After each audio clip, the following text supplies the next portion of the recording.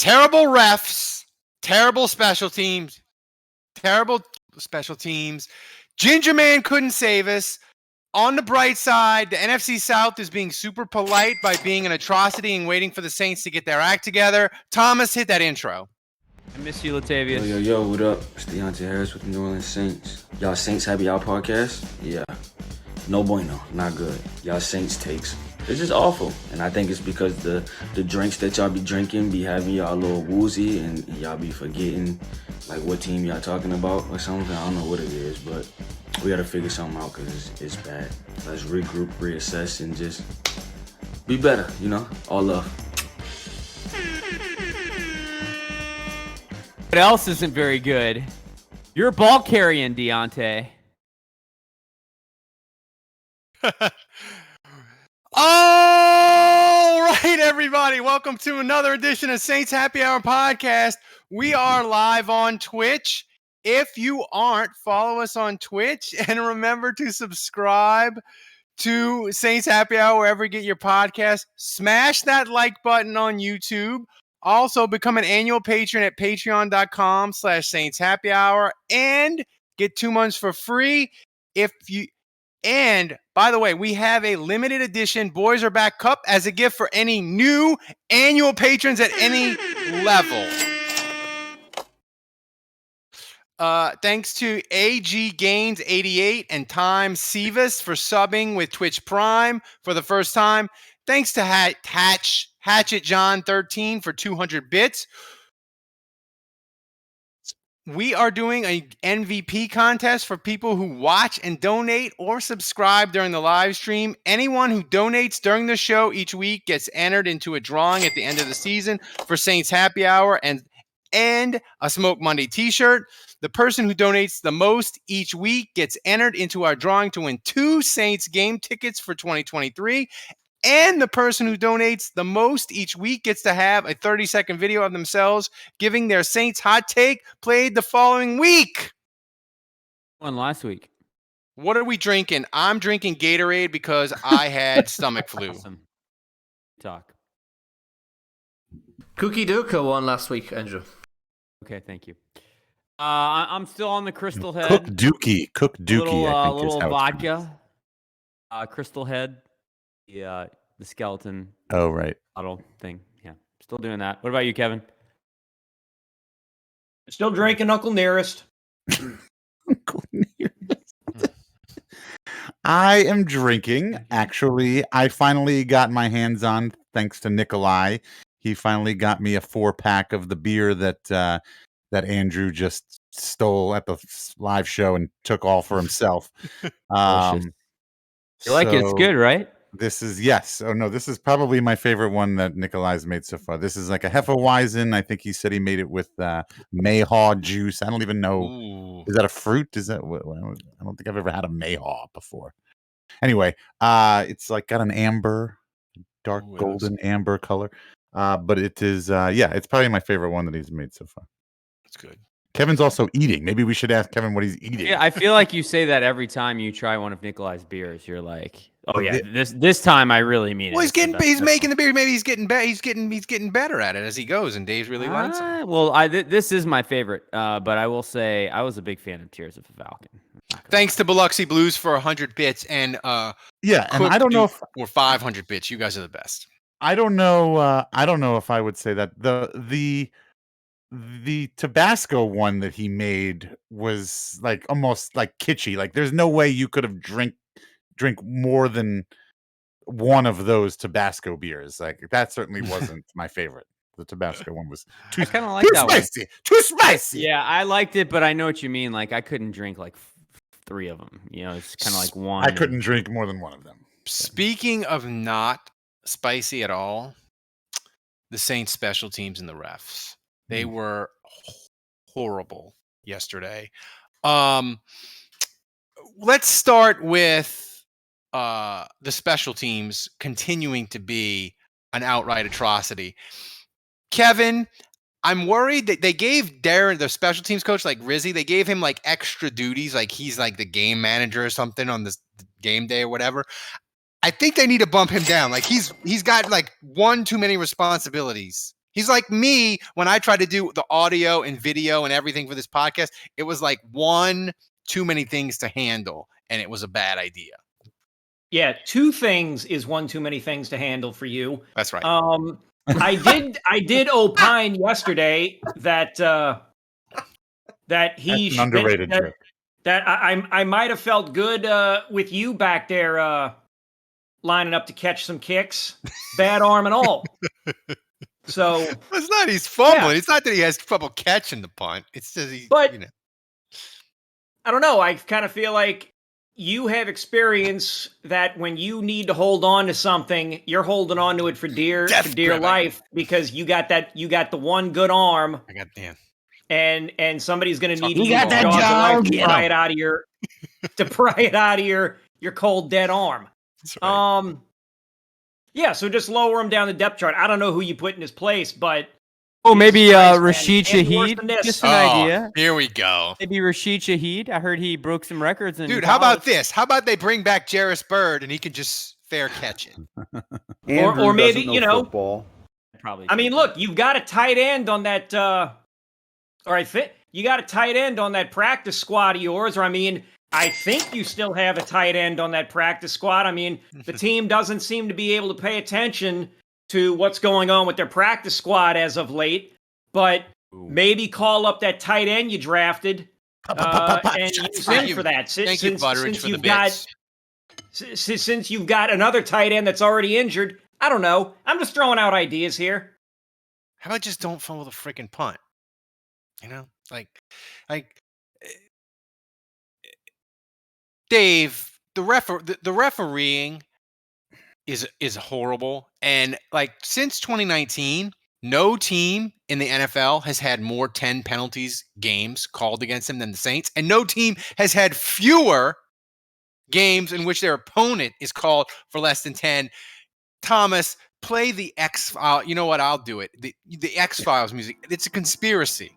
It's a conspiracy against the Saints, and it's all because of the. Can you stupid say that pass stat interference again? rule. Can you say that stat again? So you're saying since when? Since 2019, Huh?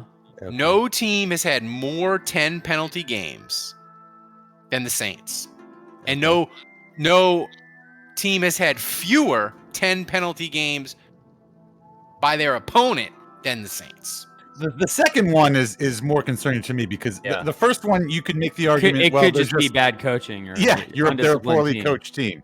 Right. But the other stat has nothing to do with what the Saints are responsible for doing. So that's the more curious stat, I think.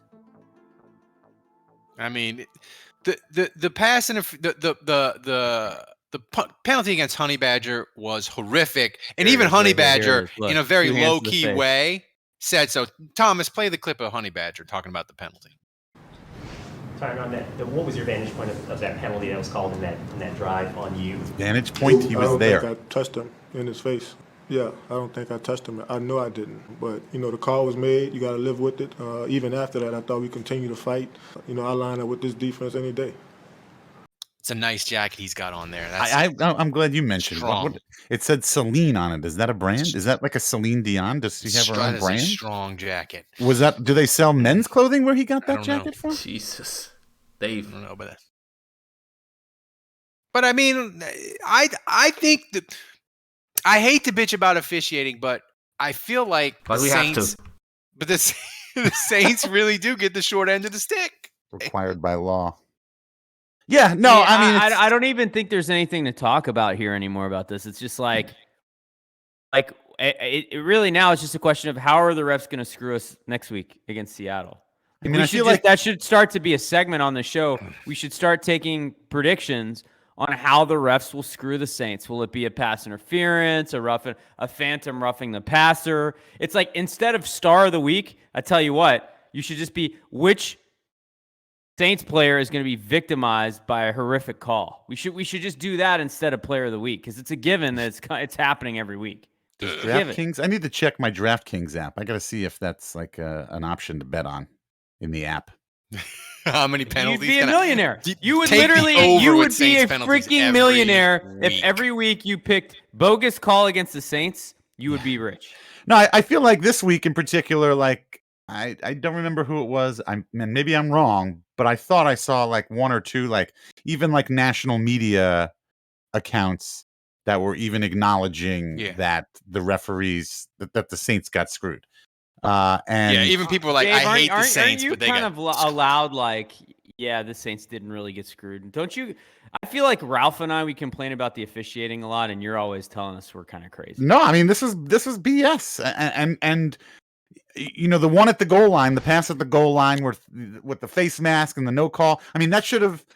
They had Mike Pereira or whoever they have that came on later, and he said exactly what I was feeling, was that they both were kind of getting involved there, and it should have just been a no call. They should just let it go. And they had the PI later on Lattimore. Yeah. And even if you're going to call the one on Olave. Like, just be bad. Just be bad and uneven across the board. No, I mean that's what I was saying. Like the national media was also in agreement. If it's not just coming from if the noise and the complaining isn't coming from just New Orleans, then I would say that means we have a valid point and a valid case. Do you guys remember how Cesar Ruiz was called for ineligible receiver downfield?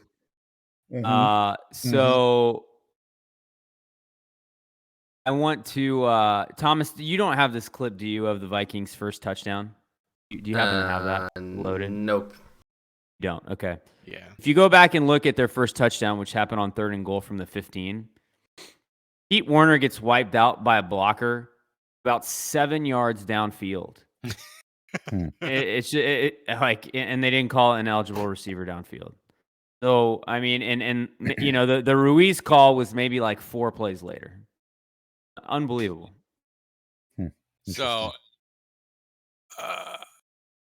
Kevin, they could overcome a lot of this. Well, how much of the penalties is attributable to Dennis Allen not being a good coach? And how much of it is attributable to the refs hating the Saints? Do me a blame pie chart. If we're doing a blame pie, the penalties, referees, Dennis Allen, slice it up for me. Well, I mean, look, the questionable ones we can point at and say, what, 3, 4 from this game? Either 3 or 4 either should have been called or shouldn't have been called. Juge brings up that one right there on the Vikings' first touchdown. I didn't even notice that. Then again, I'm not eating the tape like Juge, so that's great. No, but you're not Kevin? Yeah, I know. I'm shocking to everybody. Yeah, I know. Kevin, I got people tweeting at me saying your boy Abram Smith for the Seattle that you wanted the Saints to draft. Hang on. That's my son. No, not Abram. The tackle, Abram Lucas or whatever. Yeah, Abram Lucas. Yeah, that's that tackle for the Seahawks. Yeah. One of my mock draft darlings. He's doing well.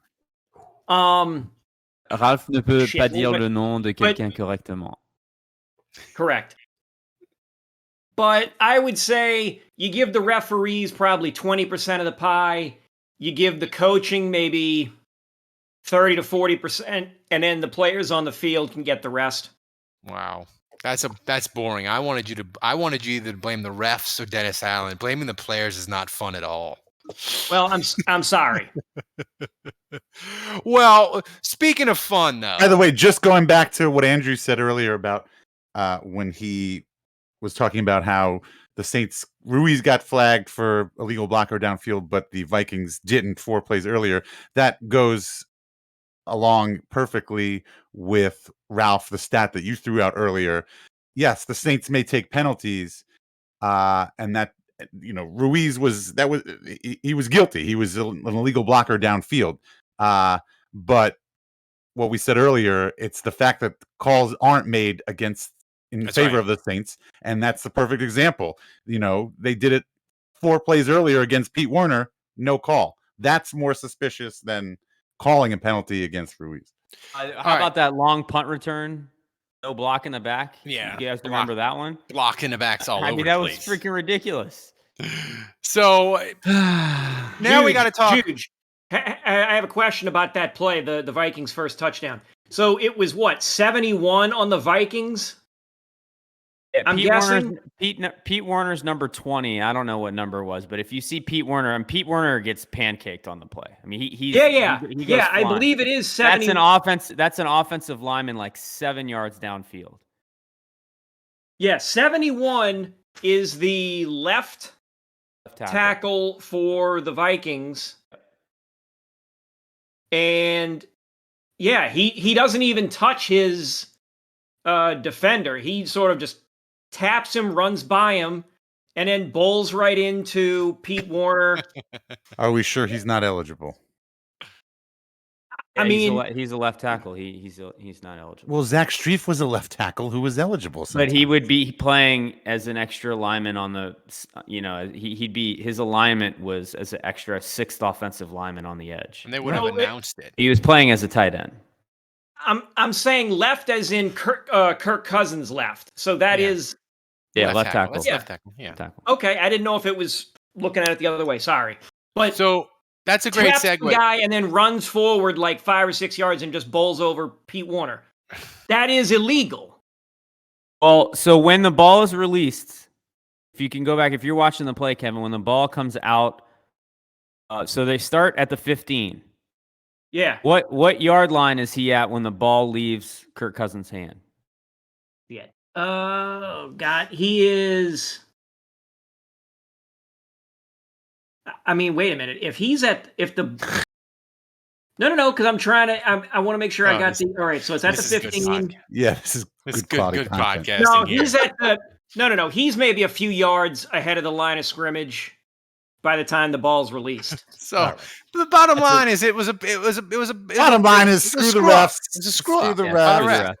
But Dave, I'm learning something. I'm learning. That's good. I gotta say, if you were at that game, if you were like a British European fan at that game, and you're not, you're just moderately into football, if even that much, like that's a good game. That's gotta you must have had a lot of fun. That's gotta be that's the most exciting game you could watch. At the end of the game, as heartbreaking as it was, I kind of paused for a minute and I was like, that was a great game. Yeah, and the game was awesome. Yeah, the NFL definitely, with a game like that, that's how they grow the game over there. And honestly, you got to think, if there were anybody that were neutral, that were just there to watch football, and there's probably a handful of people that go to that game and say, I'm gonna pick one of these teams to be my team if I start following football. Oh yeah, and I would think a lot of people like the underdog. I think a lot of people are going to like the Saints. I think the Saints got a lot more fans. You can't tell me that. You can't tell me that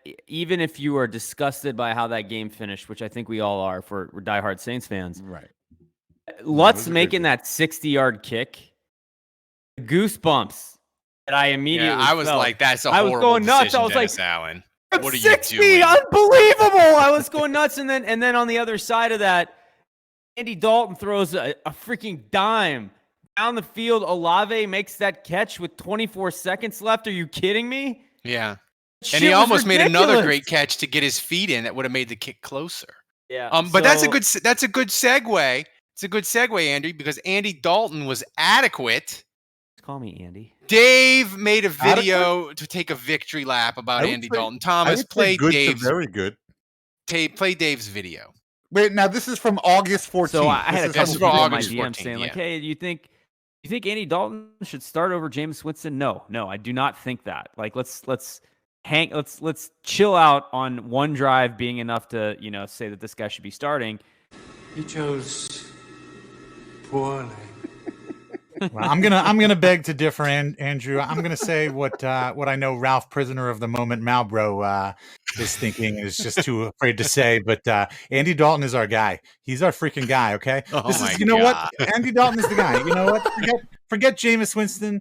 And you know what? Like, this is the first time Andy Dalton's had a good team around him on all sides of the ball. Like, this is it. Like, Andy Dalton was decent when he was on mediocre teams. Like, he's never had a good team like this. This is it. This is like. No. He's reviving his career. He is going to be reviving his career in New Orleans. Jameis just got Wally pipped. It's the red rifle or nothing. You have chosen wisely.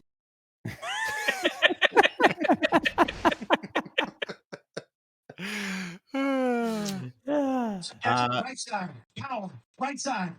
Mother. What is that? Oh, come on, Kevin. So, so Dave, are you happy about your victory? Or are you sad because Latavius Murray decided to screw the Saints and he's going to Denver? No, look, I'll address Latavius Murray first, and I said this to Andrew before the show. Like, Andrew's upset he's gone. You guys are upset he's gone. Obviously, none of you are as upset as I am because he was my guy. But you know, it's better to have loved than lost than to have never loved at all. So you've got to always keep that top of mind. Let me ask you this, Dave: if you had to pick right now between keeping Ingram, keeping Murray, who are you rolling with? If you could say, you know what, Denver, sorry, you don't get Murray. You can have Ingram. You can only text one of them for late night hookup. You can you. only text one of them. You up, boo? Yeah, you texting. Yeah. No, honestly, it's not that hard of a decision, and I would say Ingram, and I would say that decision is based on leadership, locker room, that kind of stuff. Yeah, I think Ingram's is way more of a key cog in the whole locker room and team vibe and atmosphere than Murray ever was.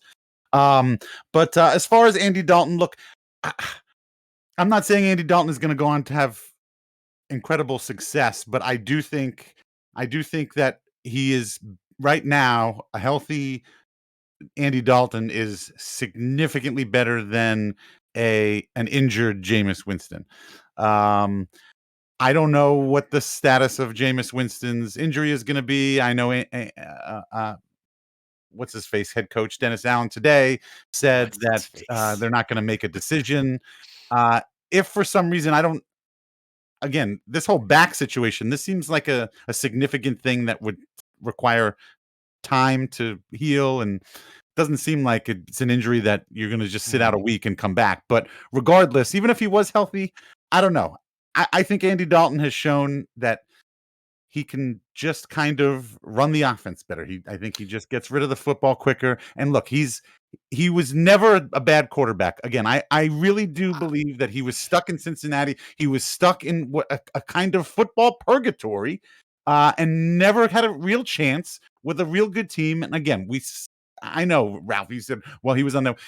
Actually, that proves my point, because Ralph says, well, the Cincinnati Bengals had that one good team and it all went to hell. When did it all go to hell? When Andy Dalton got injured. That's when it all went to hell. So you're basically making my point that Andy Dalton was the key to the Cincinnati Bengals being good that one season where they had good players around him. So I think Andy Dalton can be serviceable. Okay, I think he was serviceable. He was serviceable. The other sample size is from Dallas. Okay, and we're throwing that away. We're throwing the Dallas the Bears. But he was good yesterday, except for the fumble. But here's my worry, Kevin. I would throw the Bears season away before I threw the that's Cowboys what I was going to say. Away. But he completed 65% of his passes, 14-9 on touchdown to interception ratio. I'm sorry, 14-8 on touchdown to interception ratio. Like, I would throw the Bears one away before I did that for the Cowboys.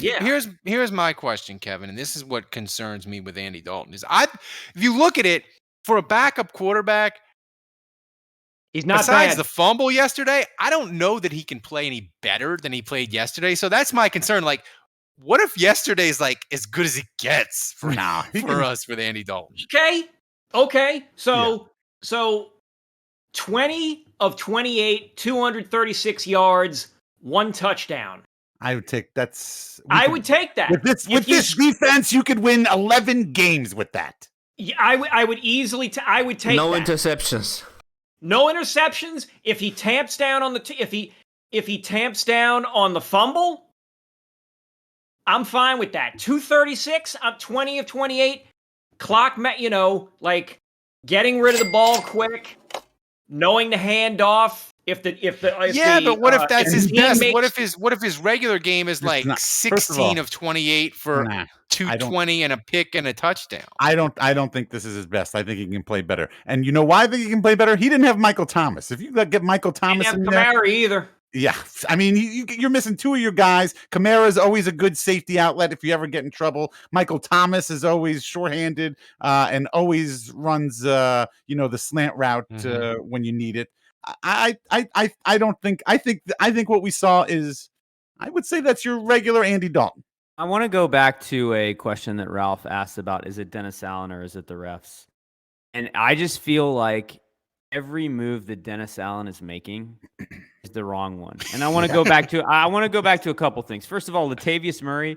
Sean Payton would have locked him in a room. He would have stolen his cell phone. Sean Payton would have done illegal things, right? Make sure, right or wrong, to make sure Latavius Murray didn't get out of that building. Okay, then don't tell me I'm wrong because you know it's true, right? But I just look at like a short pass to Jarvis Landry on 3rd and 2, and he gets stuffed. And you know who the two guys blocking on the perimeter are for him? Deontay Harris and Chris Olave. You got big bodies in Traquan Smith. All we talk about all the time is how Traquan's the best blocking receiver in the league. You got Callaway, big body. You got Juwan Johnson. Why aren't those guys blocking on 3rd and 2 on the perimeter if you're going to throw to Jarvis Landry there instead of Deontay and Olave? That's just bad personnel. I think up and down, like the decisions that the Saints have made have been poor. And I'm going to illustrate this point by asking you to consider an alternate reality where Jameis Winston injures himself in week 1, finishes the game and wins against Atlanta. But then they say, you know what? Your back is too broken. You're going to sit out for a little bit. Right. Andy Dalton beats Tampa. Andy Dalton beats Carolina. And then Jameis Winston has 2 weeks off. He comes back, plays the Vikings in London, and lights that terrible defense ablaze. And the Saints are sitting here today at 4-0 in that alternate reality. And so when you ask me, the number 1 most penalized team in the league, the number 1 team in giveaways in the league that is constantly shooting itself in the foot with mental mistakes, missing on the finer details, you asked Ralph, how much of this is on Dennis Allen? I humbly ask, is it not all of it? I was going. Oh, Ralph's pants just got tighter. It only took us a month before we wanted to fire Dennis Allen. Well, I want to piggyback. I want to piggyback on what Andrew said because I had something I was going to say, and I thought maybe I'd say it at the top of the show if we were just giving general thoughts on the game. Look, the Saints lost the game. I'm not happy about that. What? But I do. I'm not the breaking mad. News siren, Thomas. I'm not mad, and I'm almost a little more optimistic about the rest of the season moving forward, even though we lost. And the reason for that is because I feel like the Saints have 2 problems. 1 is quarterback, and 2 is coaching. I feel like they've seen Andy Dalton. They are at least aware of the solution at quarterback, which is Andy Dalton. Assuming Jameis Winston is going to continue to be injured. And even if Jameis Winston was healthy, I'd still think, okay, so you've solved one problem, hopefully. Hopefully you're smart enough to know you've found the solution to one problem. The other problem is coaching. That needs to, everything else falls underneath the coaching. You know, like you said, the penalties, the bad decisions on which quarterback to play, letting Latavius Murray go. So the question is how is that going to get fixed? How is the bad coaching going to get fixed? Well, I just think like even more so than the coaching is, I feel like the two issues, Andrew, as we're talking about the offense in a minute, but the 2 issues with Dennis Allen are the special teams are an atrocity. Like they've been an atrocity for 3 weeks now. That's a trend. And the penalties, maybe. I mean, maybe the fumbles and the turnovers will just stop there because they'll just stop fumbling. Like they'll regress to the mean. I don't know, but like, what can they do on special teams? Because I feel like every kick, every punt is a potential calamity now. Their special teams is a clown show. I mean, before Lutz made that 60-yard kick, I was resigned that anytime that unit goes on the field, like something horrible is going to happen. I mean, we're talking about giving up huge returns, hitting a guy out of bounds on the tail end of that return to give him 15 more. We're talking about giving up fake punts where the jammer is supposed to cover that guy and he loses him and he's like, no, he's not. He isn't within 15 yards of the guy that he's supposed to jam. DeMarcus Fields. I mean, that was a terrible play. Talk about the punter outkicking his coverage consistently, giving up huge returns, missed field goals. What is Will Lutz for? I mean, the 60-yarder was awesome, but what is he, 4 for 7 on the year now? That's terrible. Deontay Harris coughs up the football. He's bringing it out of the end zone, can't make it to the 25. I don't know what he'd be drinking. It's like it's a complete disaster. It'd be making him feel all woozy. Here, the offense, Dave, was better. We talked about it. The thing is, the one thing I'll say about everybody freaking out about Latavius Murray going to Denver, and they poached him off the practice squad. The one thing I'll say is he didn't have a run yesterday longer than 10 yards. He had 11 for 58 yards. It was basically what Ingram had against Tampa. Yeah, but he averaged week 2 over 5 without yards the fumble. Like, it wasn't like some superstar performance. He ran nice. He averaged over 5 yards a run. I mean, that's a pretty good. It's nice. He didn't have that many opportunities. And the team, I'm not going to let you play that performance down. Did you see that touchdown run? That was peak Juice McAllister. I mean, you could have doubled his workload. The end zone. The team balanced the passing and the run. I think they had one more pass attempt than they had total rushing attempts on the day. That and you know what? To have that, you're gonna need more than one rusher on the day to do something like that in the modern game. Like, that's just the way that is. So I'm perfectly fine with not having any rushers that get over 100 yards. I'm just saying, like, never seeing that again. I'm looking at these highlights, Kevin. I'm like, I think Mark Ingram could have had this good a game. Kamara would have had 40% more yards. Like, they had some giant holes there. Like, you think Kamara scores a touchdown on that play that Latavius Murray did? Hey Ralph, I'm gonna steal my dad's comment in the chat. You know when the last time Latavius Murray fumbled was? 2016. 2016. The Obama administration would be kind of nice, huh? What do you think? What do you think about that, Ralph? Would be kind of nice, huh? It would be, wouldn't it? Backs that can hang on to the football for that long. What bizarro world am I in that everybody else on this podcast is like jizzing over Latavius Murray? You spent all football season last year. Every time Latavius Murray had a good what can I say? I'm a prisoner of the moment. How the turns have tabled. Yeah, I would be like, they shouldn't have got rid of Tony. They should have got rid of Tony Jones Jr. and not Latavius Murray. You'd be like, Ralph, he has 7 carries for 27 yards, but I'm like, he's got 2 tutties. And you'd be like, stop it. Please tell me you sent Thomas that video of Mora. Trout. I haven't yet. The fish video. Yeah. Okay, I had the stomach. We'll debut that next week. We need. Don't forget, Ralph. For that video to happen, we need Troutman to do something terrible or amazing. Troutman wasn't bad in this game. He wasn't. It's nice to see that when you have a quarterback that actually throws to the middle of the field, different things can happen. The defense, Andrew, yesterday, it was a mixed bag because at times they were bad and they gave up huge plays and had the questionable penalties, but Justin Jefferson, he cooked Lattimore a lot in the game. So at times they were bad, but at times they were freaking heroic. Deontay Harris fumbles the punt. Dalton fumbles. They hold them to 2 field goals. Like, the defense, they were heroic at times. So where are we with the defense? Because you kind of look at it, you're like, they gave up 28 points. That's not great, but I felt like they pressured Kirk Cousins. Honey Badger had a huge play that swung the game. Where are you with the defense? Run defense was really good. I was encouraged to see Cam Jordan and Marcus Davenport have a really good game. So, I was okay with the defense. The 3rd and 15 screen going for a touchdown was infuriating. And Honey Badger had a tackle that he could have made there to stop that play. Mm-hmm. That was terrible. That was absolutely terrible. Really, that whole first drive was terrible. Mm-hmm. Honey Badger was giving up plays. Pete Werner was giving up plays and coverage. But they kind of cleaned things up after that opening drive. It was kind of a bend but don't break defense. I will say they were very lucky that tight end, I think it was like a 3rd-and-1 play where they settled for a field goal after it goes right through his hands. So they were fortunate there. The Vikings kind of let the Saints hang around, honestly.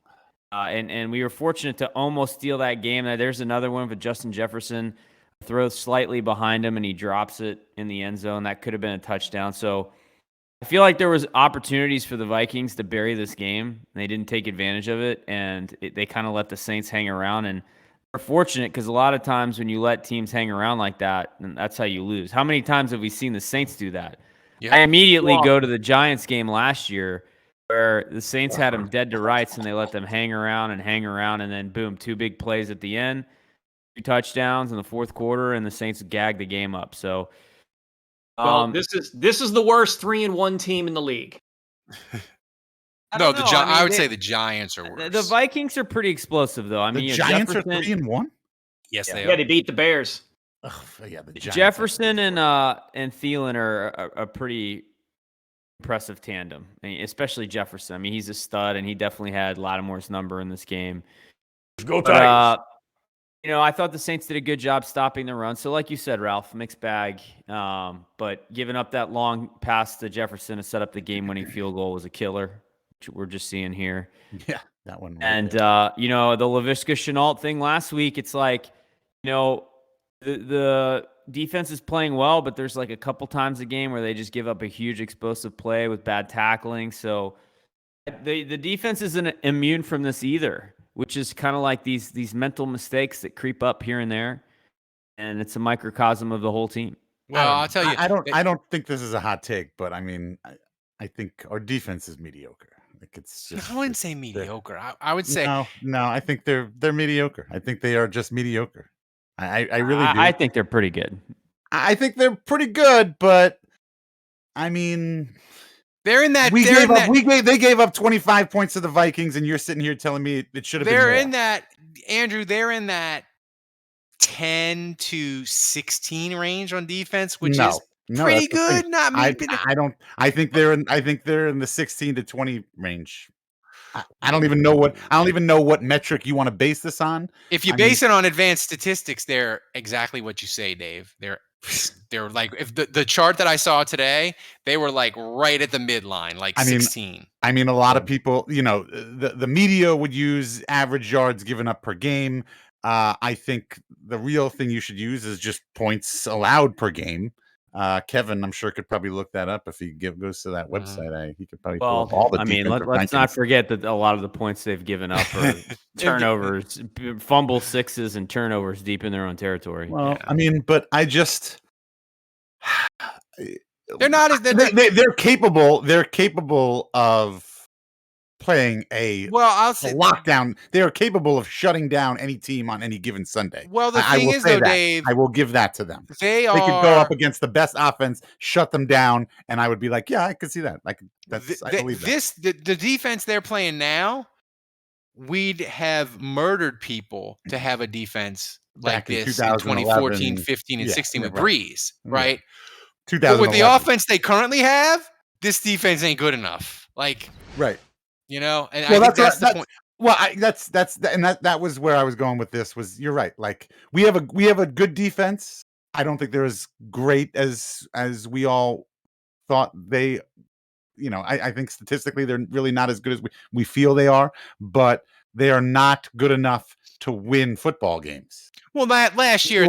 Here's one thought. If they were an elite defense, or if they were even a really good defense, the Saints would have won this game. 25 points should be enough for a good defense to win a game. That's my point. Here's the one thing I will say. It's really hard to play good defense when you're always chasing the score, because a team becomes very one-dimensional when they're down a couple scores, and they're throwing every play. And your defensive ends can pin their ears back and get after the passer, get after the quarterback and try to get sacks.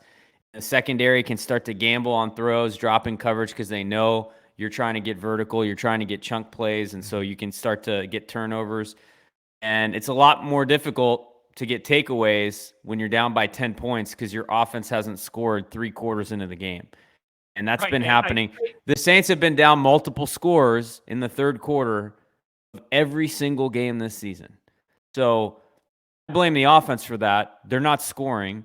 They've been slow starters in every single game this year. And it's really difficult to play defense at the level they want to when they're in that situation every single time. Let me ask you a question. Do you hold the offense accountable? If the offense doesn't put up points, do you put some blame on the defense for that? Or do you feel like the offense, they just need to do what they need to do? Because it wouldn't be fair. I think that's fair, but I want Kevin to talk because, Kevin, I have a question for you. Your point too. Kevin I have this feeling that, and I felt it when Minnesota got up, what were they, up 16-7? I get this feeling, as Carolina and Minnesota especially, they got up 2 scores, and they turtled on offense. They were like, we're good. We're good now. We're clear. The Saints ain't scoring 10 points. And it makes it, does it make it harder to play that way? On who, in which regard? Well, I just feel, do you feel like offenses are like, because they don't respect the Saints at all, teams are really being conservative on offense? And my question, okay, hang on. Is the Vikings coach, is this his first year or second year? It's his first year. I wonder if that's a case of it's a first year coach getting a lead in another country, time zone, whatever the hell, deciding, hey, we're up X. Both of those, yeah, we're up a decent amount over a team that's pretty weak, so we're going to play it conservative now and try and ride this one on in. I attribute it more to that than just looking at the Saints as, oh, they're a bad team, we can ease off the gas. What the point I was going to make before, piggybacking off of Juge's point about the offense putting the defense in a bad situation by not getting a hold of the game early on, I think I read somewhere that in the 240 minutes of the regular season so far, the Saints have actually held the lead for like single-digit minutes. Yeah, that's it. They led Tampa 3-0. That's it. Like they led Tampa 3-0. That's a list. No. They led Tampa 3. Oh yeah, no, because they tied the Vikings. So they led Tampa 3-0, and then they beat Atlanta at the gun, which that doesn't even count. So they were up 22-19 on the Vikings. Yeah, but that makes sense because it's single digits because they weren't ahead with Atlanta. They weren't up on Atlanta until they were last up early. minute.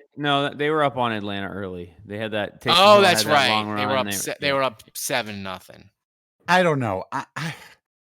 I may have to call bullshit on all of this. What are you doing? What are you doing? What do you mean? What am I doing? Yeah, go on ahead. Go on, Dave. Well, let's do like a thought experiment here. I would say the Saints haven't been in a lead for 15 minutes total. Look, regardless of the score of the game, you'll say, well, if the Saints are losing, then opposing offenses are going to pin their ears back. They're going to throw more, but they're going to be aggressive. If you're playing defense, you're either stopping them or you're not. If they're being aggressive, then you still have to match that. If they're going deep, then you still have to cover those guys. Like, solve your problem with aggression. No fucking excuses. Carolina had 80 yards of offense in the first half, Dave. This is what do you want? This is defense in the NFL. When you step out on the field, your job and your goal is to just do your job and be the best you can. I don't care whether the offense is playing harder because they have the lead or doing better. Like, it doesn't matter. It doesn't matter. No excuses. My point is that if you're play better. If you're up 14-0, it's easier to get sacks. It's easier to get picks. That was my Why? Point. Because the team turns one-dimensional and they're throwing every play. Because if the Saints get up 14-0 on Geno Smith, Sunday, and he's got a 3rd and 7 at his own 25, and he's looking at it, he's like, well, it's 14-0. I got to force this throw in. We got to get a first down. I got to hold the ball a little longer. But if he's winning 10-0, he can just be like, I'll just throw it away. I'll check this puppy down. Yeah, well, happy to see the Saints offense back on. Well, yeah. But that's a good segue. Dave, you're getting upset at the panic meter. Where are we on the panic meter scale? I'm still not understanding. Never mind. We won't continue. The panic meter. Where was I? I was in. You were elevated. I'm gonna go back. No, I'm staying at elevated. You bumping up to high? No, I wasn't gonna bump up to high. I was actually considering dropping down maybe to guarded. Oh my God. But I'm not, because guarded is not any word that I would even remotely use to describe how I feel now about the Saints season. I'm still elevated. I was gonna bump it down because maybe I was excited about Andy Dalton and the quarterback situation, and I kind of maybe we're making baby steps progress here. But Kevin, the only answer is severe, right? But as Andrew kind of started getting me worried about, Dennis Allen is the one calling the shots here, and who knows? He could just say, you know what, Jameis, I don't care if your back's injured, you're going back in now. I don't know why he would do that, but you never know. He could do that. So as long as Dennis Allen is still making decisions, I think I'm going to have to stay at elevated. It's severe. Like if the Saints don't win Sunday, they won a freaking 4. It's clearly high. High. It's not severe. What? Because you're talking about from a Kevin, be with me, please. I mean, honestly, Dave, I am surprised you are not orange. For obvious reasons. But I'm going elevated, and I'll stay there in the elevated zone. I'll give it another week. Put a poll, Thomas. Put a poll in the chat. I want to know what the Discord people on the live stream. Thanks. Well, they're not going to be where you are, Ralph. I mean, you were severe after the Saints. They're gonna need to know if the Saints, halftime of the Falcons game, you were at severe. If the Saints fall behind 2 scores to Seattle, Thomas, you're gonna need another level above severe. Ralph, you were at severe when Jameis Winston rolled his ankle in the preseason. I was, it's you know what, Tom? You know what, Andrew? It was justified. Look where we are now. Look where we are now. We'll see. Unbelievably, the Saints are still just one game out. The NFC South is the worst division in football, and the NFC. Say what you want about the Saints, they shouldn't have gone all in with Jameis. They shouldn't have tried to be a contender. All the nerds are saying that. I will say this for the Saints: they were 100% correct when they looked around the NFC and said, "Why the hell can't we compete in this crap ass conference?" They were 100% correct on that because the NFC is horrible. Hey, go vote in that poll right now. We have it up. Right now it's 60% high, 1% severe, 1% elevated, 0% guarded. Yeah, the NFC South is the worst division in football, and the Saints are last. Just so you know. Kevin, it's time for the hottest take of the week on the hotline, sponsored by JLD Hot Sauces and Knives. Are you ready to go? Excited. Yes, I am. Any of these. Yeah. So it's time for this week's hottest take of the week on the hotline, sponsored by JLD Hot Sauce and Knives. If you want award-winning hot sauces like Boot Chalokia or Reaper Madness Special Reserve, go to www.jldsharpsauce.com. They also have incredible jellies, such as palm and pepper. They also have an incredible selection of handmade knives for cooking, hunting, and outdoor needs. Go check out the Zombie Killer Quartering Cleaver and tell me it's not the best damn quartering cleaver you ever saw in your entire life. I'll call you a damn liar to your face. Jerry Embler is a tremendous supporter of Saints Happy Hour, so we are asking you to support the people who support Saints Happy Hour. Go to www.jldsharpsauce.com to get the best hot sauces and knives at the best prices anywhere. Use promo code Saints Happy Hour and get 10% off. Promo code Saints Happy Hour. You get 10% off. That's at www.jldsharpsauce.com. This week's hot takes from the hotline, we have sadness, acceptance, but mostly we have referee hate. Thomas, play the hotline.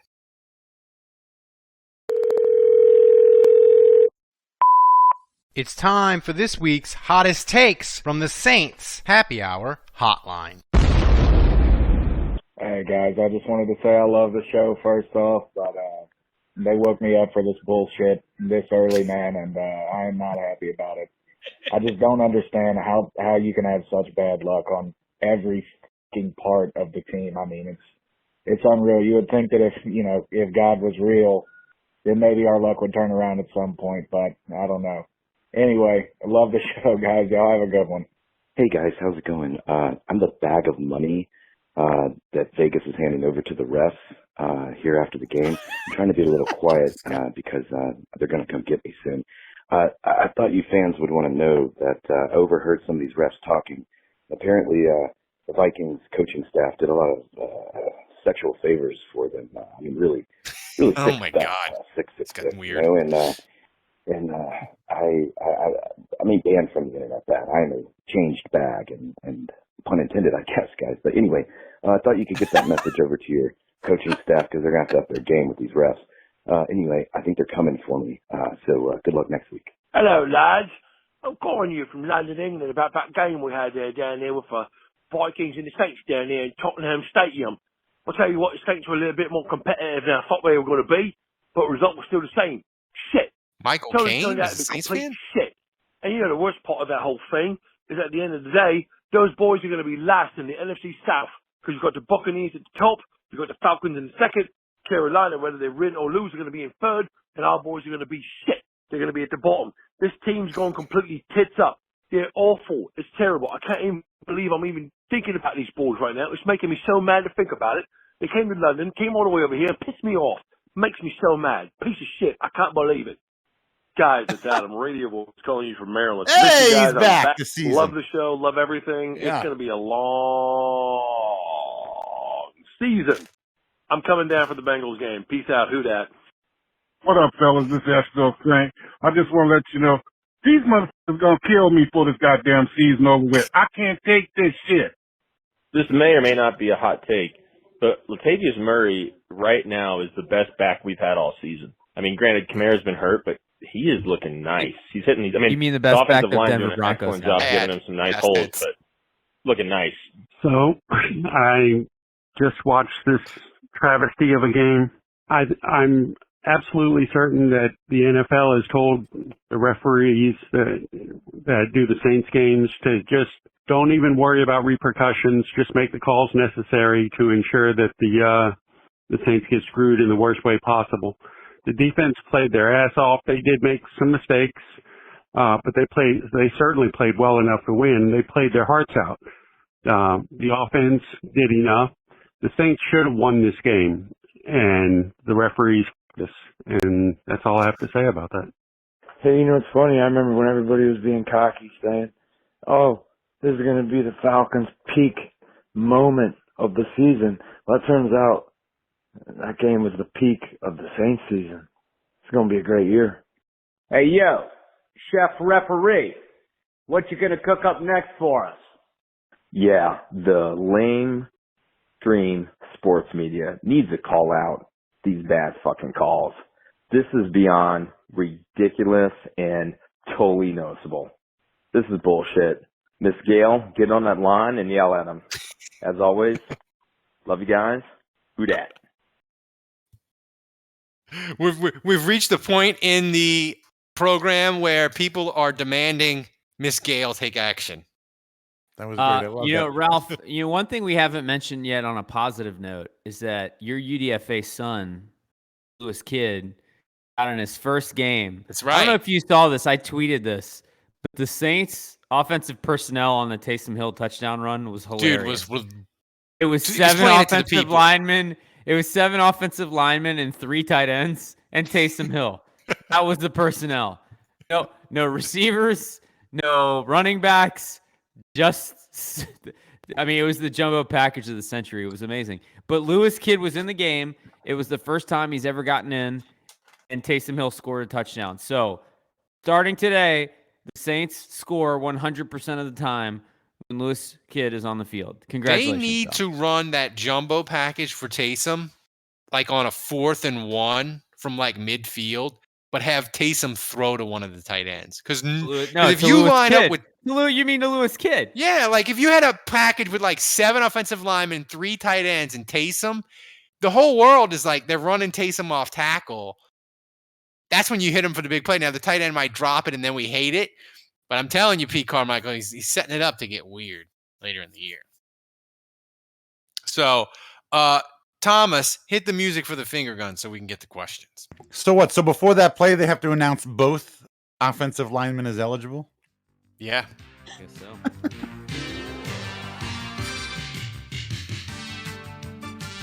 Cripple hand.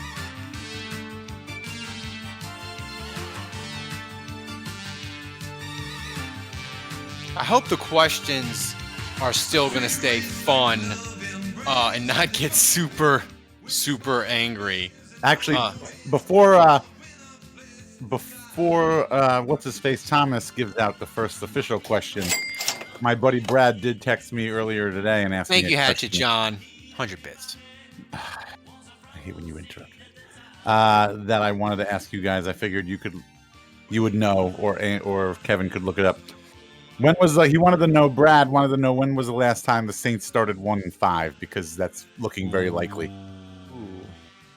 All right, hang on. My answer was going to be 2005. My answer was going to be it was the last time that the Tulane Green Wave started 4-1. I was going to say it was 2005. It was the last time. That would be my guess. If it's not that, it's got to be like a Ditka year, like the end of Ditka. Yeah. All right. Well, this isn't a trivia thing. This is a. Yeah. I want to All really right, Thomas. answer on So this. Next question. Look this what up, you got Kevin. for us? Yep, working on it now. Okay. Pretty sure it's 2005. First question, we start with a bang from the man himself, Monadula. He asks, who was let down by a doctor more? Kevin or the soft tissue guy from Bama? Thanks, buddy. Oh my God, this. Monadula. I take all the mean things back I've ever said mean about you. That is a great question. That's great. Taking flack from the goddamn Netherlands here. The hell is this?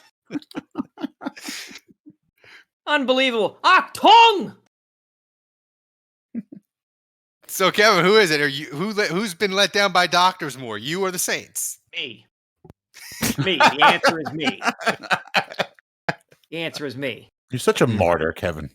Kevin got dumped left and right. I think he's gonna. It's pretty easy to be a martyr when you're being held to a up cross. and nailed to a piece of wood, brother. You know, there's been a lot of nurses too in Kevin's love life. I think you should switch the question and have it say medical professionals instead of doctor. That's right. Yeah, nailed to a piece of wood. What kind of kinky shit are you into, Kevin? Well, no, you said martyr, so I was just like, it went over your head, Kevin.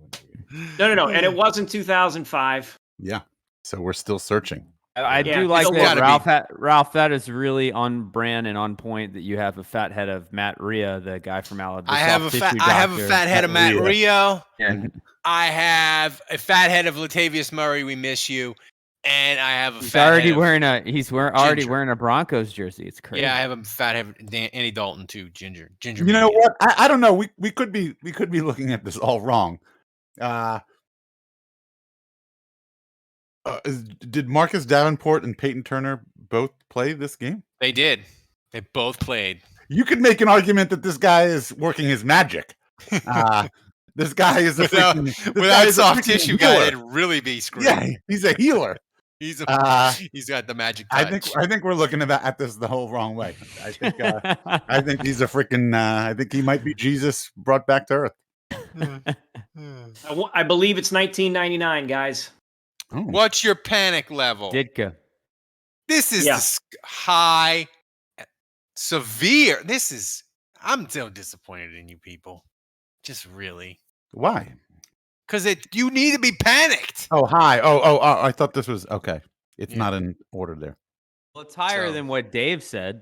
It is higher than what I said. but elevated came in second. So thank you for everybody out there. Next question. You love me. You really, really love me. It's disgraceful. Oh, by the way, Malta, we're 15. You're dead to me.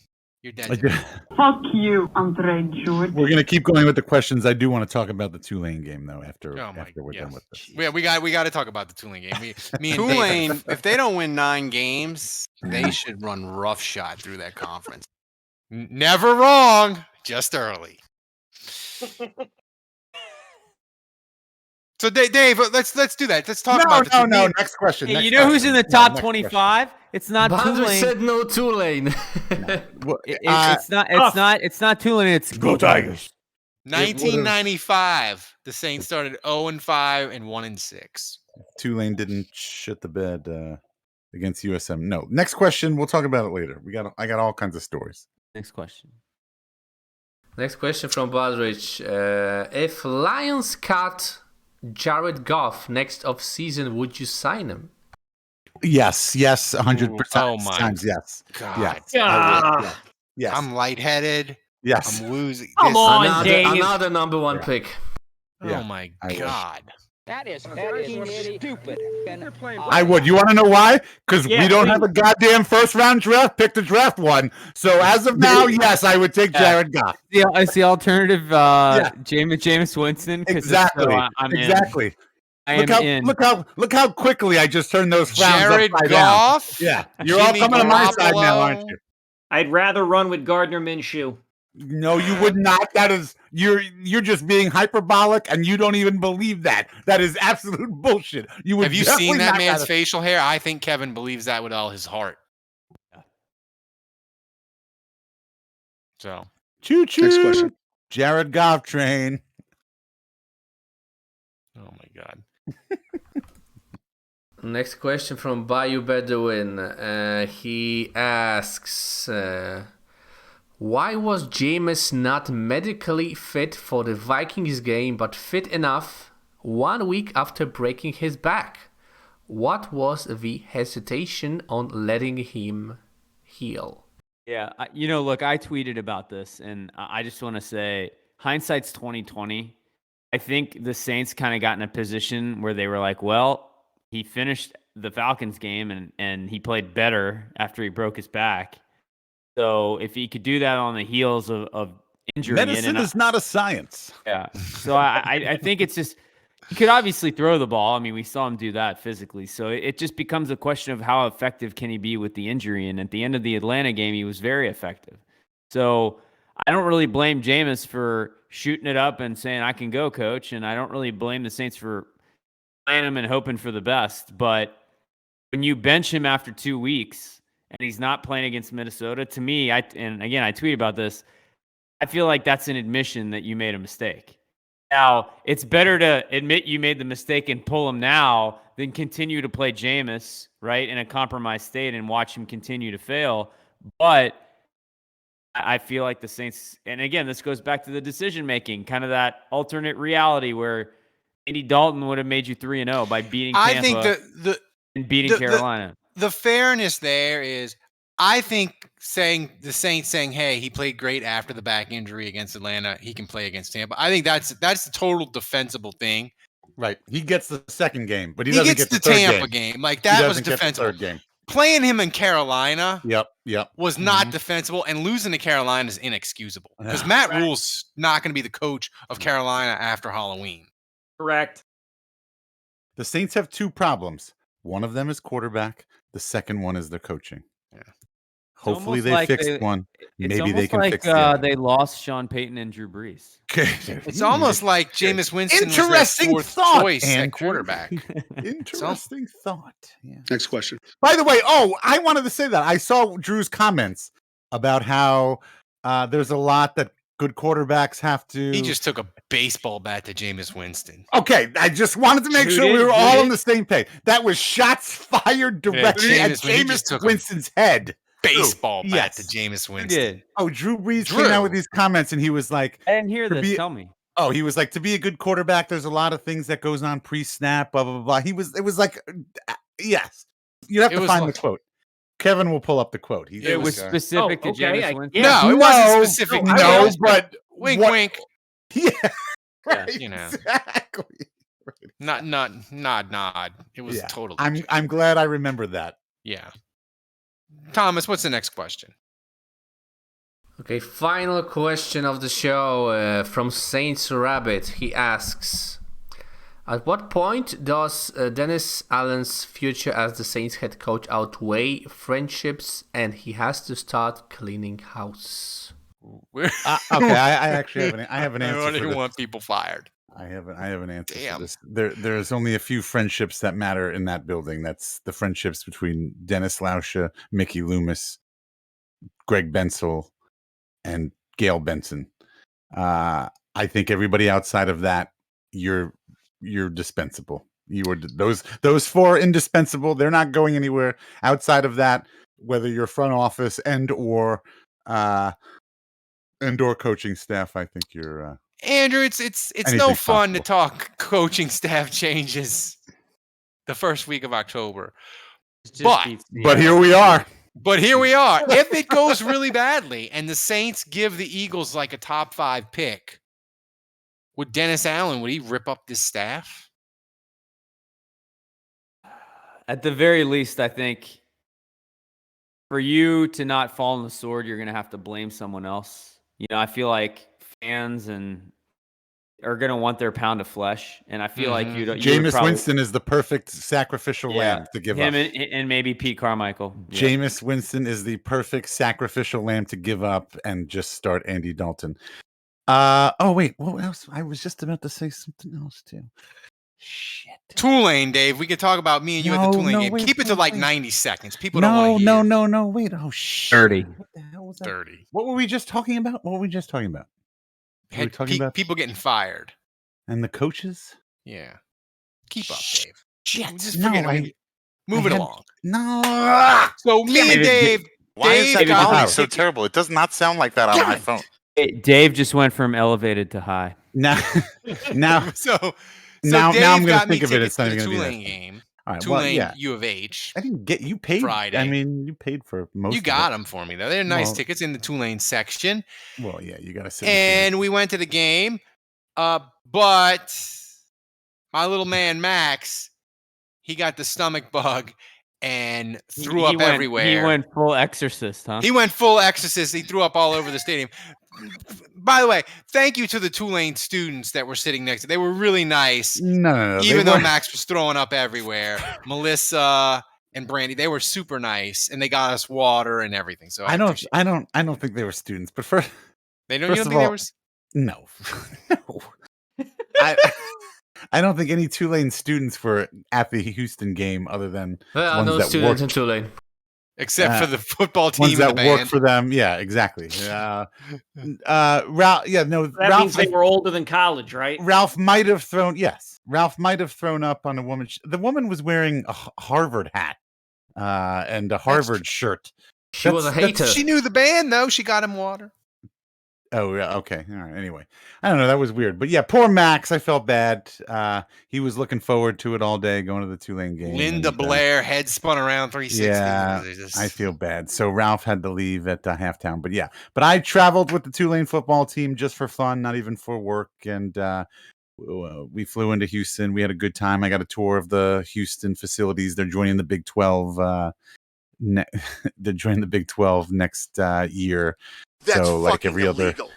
other P5 school, they've just dropped a ridiculous amount of money into their facilities, and it's all very impressive. But Tulane won. They went into overtime. They won with their third string quarterback, Cobra Kai Horton, and we are now 4-1. Should be 5-0. Should be in the conversation for being ranked, I think, but we crapped the bet against USM, but we're still 4-1. You don't get ranked losing to USM. We've got ECU coming up next at home. That should be a win. So we should be at 5-1. So I think this is probably the best start in history since maybe 1998. And I also wanted to say, Ralph didn't even get to meet him because he was dealing with Max. I felt bad, but I actually ran into an old friend of mine from college who played baseball for Tulane when we were in school back in the late 90s, early aughts. and I hadn't seen him in literally like 20 years. And he thought it was so funny that I remembered him, and I was like, of course I remember. We're friends on Facebook. Like, I mean, I know you. And he was there with his son. Get to the important part. But the best part of it was, it turns out he is a freaking podcast super fan who's been listening to us for like 5 years, and he's like making all these inside podcast jokes that only we would get. Like, I actually just texted him tonight. I texted him a link to the Twitch stream, and I was like, hey, if you want to check us out live, check us out. And he was like, I'm only going to do it if Ralph is topless. Like, he knows all of the inside stuff. Nice. And it was like so wild, because I just wanted to chat with him because I hadn't seen him in 20 years since college. And it turns out that he's like known everything about me for the last 5 years because he's been listening to the podcast and he was a super fan. Did he play baseball with Andy Cannizzaro? He probably did. Yeah, this would have been 99 to 03. Yeah, he was on that like 01 World Series. Andy team, Cannizzaro was at St. Paul's when I was there. Oh, okay. So well, this is Keith, by the way. He's been listening to the podcast for the last 5 years. Then, Keith so that from means the North he knows. Shore. So he knows how much you really, really love your wife. Then. Yes, he does. Well, yeah, he probably heard that episode. Anyway, it was good to see you, Keith. Thanks for listening. He just became a patron, actually. Yeah, if you become a patron at the annual level, we have the limited edition Boys Are Back Cup. He's any level. He's from the North Shore, actually, Ralph, but he didn't go to. We didn't see that at all. You didn't hold it up high enough. That was terrible. There we go. It was his bad hand. But anyway, it was great to see you, Keith. Thanks. Thanks for listening, and all the best to your family coming up here. All right, so back to the important part, Ralph. When you say Max was throwing up, are we talking about like on the seats on Dave's? Oh yeah, face? no, he like, took. Well, so when like, do Max, you take him to Max the bathroom and he makes it to the toilet? Like, what are we talking? No, the first time Max gave him a warning, Mac and Ralph took him to the bathroom and he like projectile vomited in the bathroom or whatever. No, he projectile vomited on the stairs, going up the stairs to the bathroom, then in the bathroom he projectile vomited. Dave, why don't we let Ralph tell this story? Yeah. So he projectile vomited in the bathroom. I was there. And then he was like, I'm good. I feel a lot better. I don't want to go home. I'm good. He drank a little soda. He felt better. But he was kind of like, yeah, you gave him soda after he puked? All right, I wasn't going to say anything, but since he mentioned it and you guys are on it now, I'm joining you two. Nah, I don't think that was the right decision. Whatever. What were you thinking? So they didn't have Gatorade. I couldn't get him childless, and I know that's a bad idea. That you give him dehydrated. Wake up. So like they didn't have Gatorade. He didn't want water. I was like, I got to put something in him. Well, Max was pounding. Why would you want to put something in him? Give him a carafe of coffee and some syrup. Maybe that'll help too. What was Max drinking like 8 of? He had like 8 of them at the live show. What was that? Oh, Warritos or whatever. Yeah. Yeah, he was drinking pure Mexican Nicaraguan soda. Yeah. He lifted up the pinball machine at the live show. He had like 5 of those. 5 of those plus half of that 26 to 10 cake. Yeah. How's he safe? He was so high on sugar he took flight. He really did. But I mean, he the last time he threw up before we left, like he projectile vomited like it was like in the stands. Yeah, it was like in the stands, like on the. Did he hit anybody? No, thankfully. Were there women? It had to. I gotta say, it had to have been this freaking close to not hit anybody because it was also by that time it was also like it seemed very liquidy and like just water at that point. It was like all the contents of his stomach were out, so it was just liquid and water. But like it was all over. You mean Coke? You mean carbonated beverage? That's right. Let me get you Red Dye number 5. Yeah, let me get you a Truly, son. Let me just pour some Dippin' Dots down your gullet. See how that goes for you, kid. On the gullet. Father of the year right here. Right here. So I see this picture of Ralph and Max's head is like in his lap. And I'm like, Ralph, Les Miserables. Like you didn't take him home. You just like made him sit through the game. No, they went home at halftime. No, we went home at halftime. Yeah. I just, But Selly dropped them off and picked them up like she was their mother. Both of their mothers. Ralph didn't drive himself there. Did you have crackers for him? The bug later hit Ralph because he was vomiting in between questions at our post game. That's right. Sunday. Hit me like a ton of bricks as soon as the double doink happened with Will Lutz. Okay. But you know what? Speaking of the double doink, like gravity, how does that work? I don't get it. It seems like that ball should have continued moving forward. Yeah, like it hit the inside of the post, and it would go right in, and then it hit the bar, and it's just yeah. Like I think if that happens 100 times, I blame the refs. The refs did something weird to those goalposts. That makes sense. They did. They rubbed some substance on it. They knew. They knew what they were doing. They knew. All right. Speaking of strange substances, NFL's got to fix their camera angles for that crap, though. It's time to get to the game picks. Thomas, I don't think no one lost this week because we all picked Minnesota, so no one will have to drink off the Mountain Dew chart of death. I still protest this competition that I didn't get a point for Jarvis Landry in week 1. Thank you, Hatchet John. He donated 100 bits. This is my answer. Fuck you, Andre George.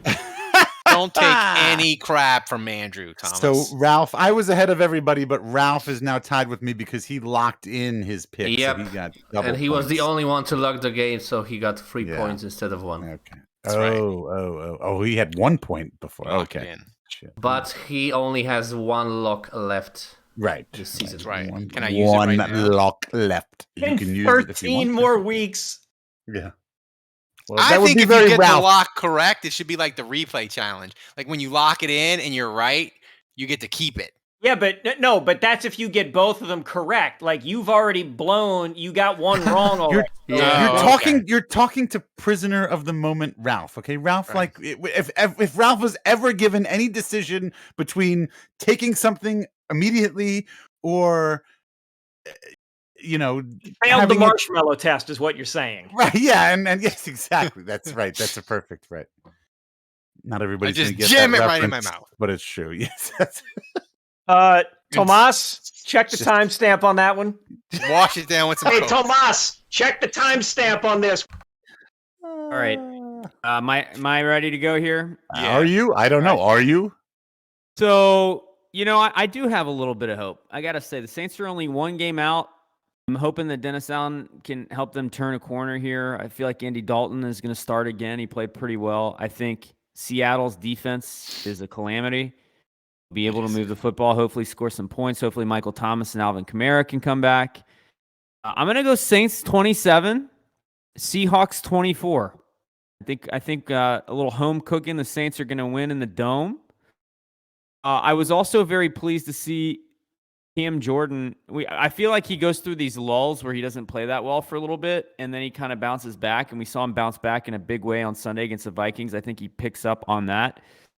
So I'm going to pick my star of the game as Cam Jordan, and Tomas, I would like you to lock it in.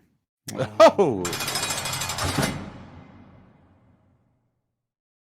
I remembered what I was going to say earlier. First lock of the season for Andrew. For Andrew. I remember what I was going to say earlier. Peyton is still under contract, as always, right? For 3 more years. Can't we just make him fucking coach the team? Like, isn't that an option? Isn't that the point of a contract? Like, isn't that what a contract does? You make somebody do what they're under contract to do. Can we not just make him come back? If Dennis Allen's bad enough, that might be an option. What are you, Vito Corleone? You got a gun and you're going to be like, either you're going to coach this team. I mean, we took the Jimmy Graham issue all the way to like the freaking 5th Circuit of the United States federal court system. I am willing to take this to the damn Supreme Court if we have to. We're making Peyton play. We're making him. He's gonna have. The Saints' future hinges on what Sotomayor thinks. Yeah, right. Yeah, because we all know it'll come to her. Dave, go ahead and make your pick. All right. I don't know what Thomas is going to have graphically here for me, but Dave's cheating, guys. No, I'm not cheating. This is no. This is I'm ridiculous. going to deduct points next week. No. To have to make He's a pussy. prediction. He's a pussy, guys. Okay. to have to make a prediction on a Monday, the day after the game. Here we go. This is ridiculous, and you all agree. This is absolutely. He's complaining. He's winning. You're winning, and you're complaining. First of all, I'm tied for the lead. Second of all, we don't even know who the damn quarterback of this team is going to be. This is ridiculous. No. This whole segment, we should be making these predictions. We do the show on Monday. We make the pick on Monday. We should do a separate. I will do a separate show. I will give you my predictions on Thursday. Karen, but this is ridiculous. This is absolutely. This isn't the Sean Payton, Drew Brees Saints. This isn't the Sean Payton, Drew Brees Saints where you know who's playing, you know what's going to happen. Like this is day to day. The Saints now are a day to day proposition. Stupid. So I've got two predictions, and it depends on who's playing quarterback. I hate to hear that. If Andy Dalton to hear that. If Andy Dalton is playing quarterback, I'm picking the Saints. They're going to win. I don't remember what I said. What did I say? 28, as always, you don't remember. 28 to 23. What a pussy.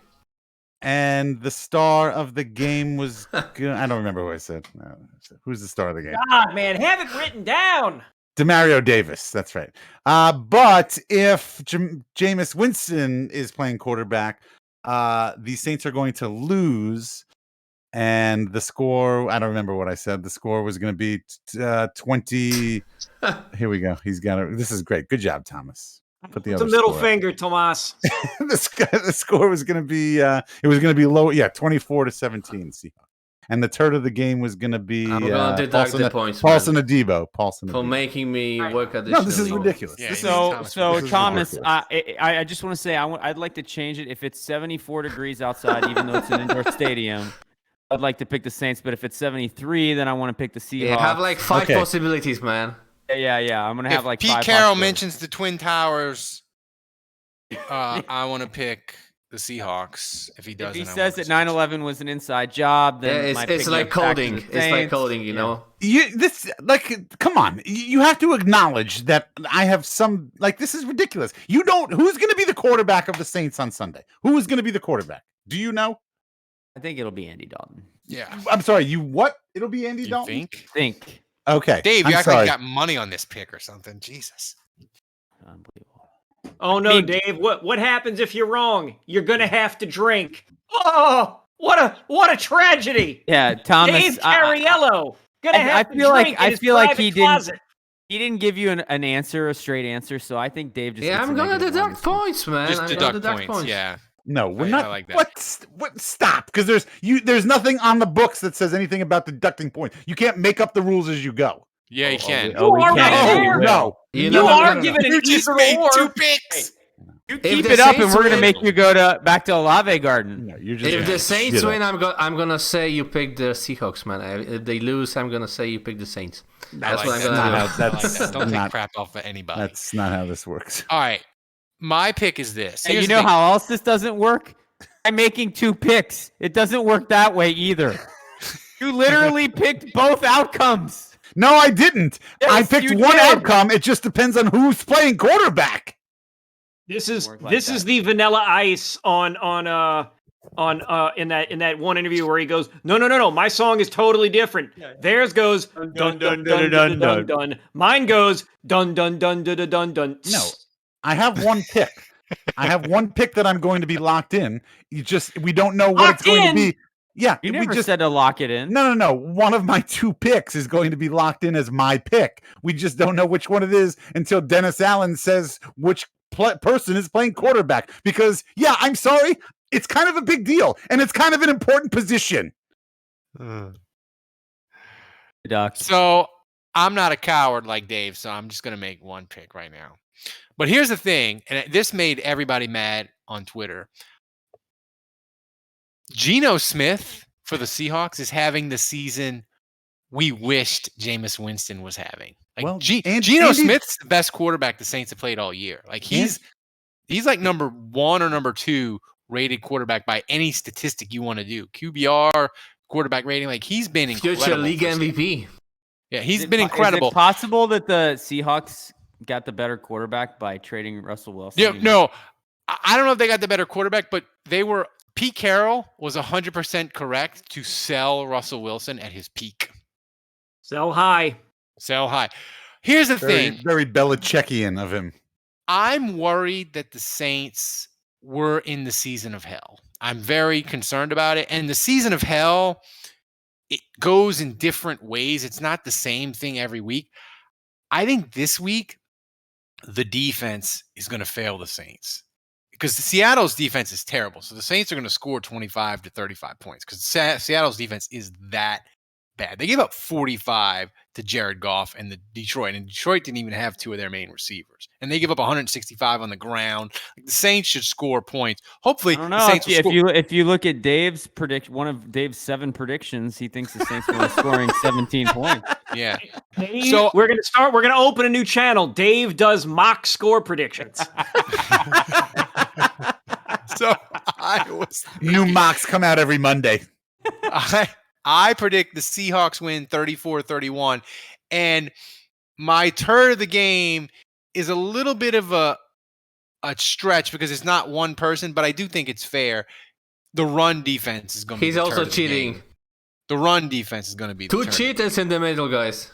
Yeah, but it could be obvious. if the Saints give up 150 yards on the ground, we can say the run defense stunk. I think that's fair. So that's I didn't lock it in, but I only didn't lock it in because I forgot to tell Thomas to lock it in.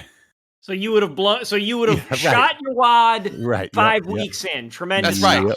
Yep. Thomas, can you still lock it in? Or is it too late? No, yeah, you can. No, that's cheating. Yeah. That's cheating. I'll let him lock it in. Apparently, it's fantasy football. You can do it up until the last second before kickoff. Oh, tremendous. We're Thomas making this poor man in Poland follow everything we possibly say or think or put out on social media anywhere. So I'm gonna go. Well, you're the only one left, so yeah. I've got 3 words. Notes. Yeah, I do have notes. I have 3 words here. No Irish Kevin today, huh? No Irish Kevin. No. Fartes Fortuna Adiovat. What is that? Fortune favors the brave. By Pliny the Elder in 79 AD. That's a good beer. Get to it, man. Of course you think that's oh God, it probably is a beer, you wacko. It's like one of the most famous. It's like the platonic form of West Coast IPAs. What's your pick? Anywho, Saints 23, Seahawks 69, 21. Wow. Star of the game. He's gonna throw for a touchdown pass.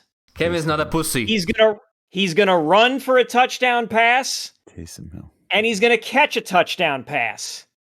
Taysom Hill is my star of the game. Wow. Right. Well, I'm just saying you're an idiot. Hang on. You're an idiot. I'm not done. Remember, fortune favors the brave. Tomas, lock it in. Oh, wow. Okay, but no. Now, yeah, but that's the thing. Like, Taysom Hill could have a great game, but if he doesn't achieve all those 3 things that you mentioned, you don't get it now. You shouldn't have been so specific. You're right. I should have been vague as hell and offered up 5 different possibilities, Dave. He's not a bitch. Like, I'm just saying, like, I said Taysom Hill. All that matters is me saying Taysom Hill is the star of the game. Blues makes a great point. Fair. If Taysom's going to score 3 touchdowns, how the hell the Saints going to get to 23? They're going to have a safety. Get the safety to win the game. Everybody knows that. Come on. Fortune favors the bad at math. Yeah. Simple math. Hey, Taysom's blocking a punt out of the end zone. No. He's getting us the game-winning safety. He's blocking a punt, too. I don't know. No, it's going to be another special team screw-up. You're on. Miss PAT, guys. Come on. There you go. I don't know. This might need to go to the 5th District Circuit Court, too. This is... you're on record as saying Taysom's going to score 3 different touchdowns 3 different ways. Now and get a safety. Hyping the man up.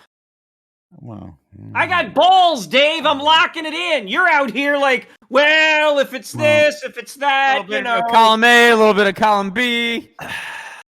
If Teddy Bridgewater comes back and they sign him off the Miami practice squad, then I got a 3rd pick. Then I predict a tie. Yeah. Can we play the hotline again? No. Can we play the video of me being right and Andrew being wrong about? Yeah, Andy and you wrong? completely Can we play that again? squandered all those good vibes. Roll that beautiful bean footage again. No. He looks like a star of the day for the Saints. So chose poorly. See, the show at the end got heated. Thomas, do you have a running total of who won the MVP tonight? Yeah. So second week in a row, Cook Eduk won by 100 bits over Hatchet Send us John. a video, man. We love you. You're winning. Send us a video. We'll play it. Budrich was 200 bits short.